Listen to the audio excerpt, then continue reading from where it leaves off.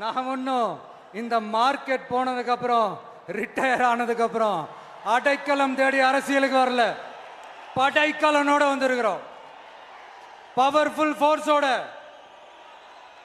மாபெரும் படை வரிசையோட, எல்லாத்துக்கும் தயாராகி தான் வந்திருக்கிறோம்.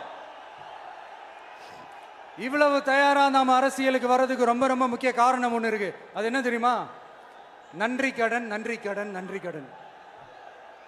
கிட்டத்தட்ட ஒரு 30 வருஷமா, 30 வருஷத்துக்கு மேல நீங்க தான், நம்ம மக்கள் தான் என் கூட நிக்கிறீங்க, எனக்காக நிக்கிறீங்க, என்னை தாங்கி பிடிக்கிறீங்க, மனசுல ஏந்தி பிடிக்கிறீங்க, தாய் அன்போட மடியில ஏந்திக்கிறீங்க.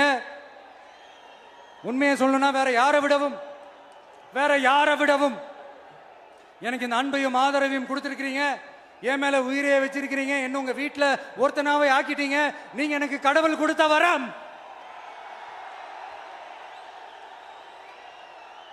உலகம் பூரா நமக்காக நம்ம கூட நிக்கிற நம்ம மக்களை நான் எப்படி மறப்பேன்?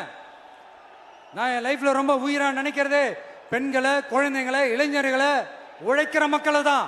இவங்க தான் நம்மளோட வகைரா. இதை பார்த்து தான் நம்மளோட எதிரிகளுக்கு பத்தி எரியுது. அதுக்காக நாம் என்ன செய்ய முடியும்?